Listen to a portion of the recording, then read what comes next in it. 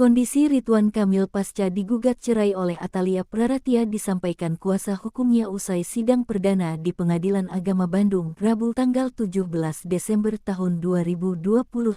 Di tengah proses mediasi yang telah dijadwalkan, pihak tergugat menyinggung kemungkinan gugatan cerai tersebut dicabut oleh Atalia Praratia selaku penggugat. Sidang perdana dipimpin Ketua Majelis Hakim Muslim dengan agenda pemeriksaan dokumen kuasa hukum serta penjelasan tahapan mediasi. Dalam persidangan, Majelis Hakim mempersilakan para pihak untuk segera berkoordinasi dengan mediator guna menyusun jadwal mediasi. Majelis Hakim kemudian memutuskan untuk menunda persidangan hingga tanggal 21 Januari tahun 2026 guna menunggu hasil dari proses mediasi. Hakim juga menyampaikan harapan agar mediasi tersebut dapat berjalan dengan baik dan menghasilkan kesepakatan antara kedua belah pihak. Kami berharap berjalan dengan baik dan terjadi perdamaian, ungkapnya. Sementara itu, kuasa hukum Ridwan Kamil, Wenda Alwi, menyampaikan bahwa pihaknya akan menunggu penjadwalan mediasi yang ditetapkan oleh pengadilan. Dalam keterangannya, Wenda juga menyinggung kondisi kliennya setelah gugatan cerai diajukan. Masih dalam keterangannya, Wenda Alwi menyinggung kemungkinan gugatan cerai tersebut dicabut oleh pihak penggugat. Ia menyebut, secara hukum, pencabutan gugatan masih dimungkinkan selama proses persidangan belum diputuskan oleh Majelis Hakim. Namun demikian, Wenda menegaskan bahwa keputusan untuk mencabut gugatan sepenuhnya berada di tangan Atalia Praratia sebagai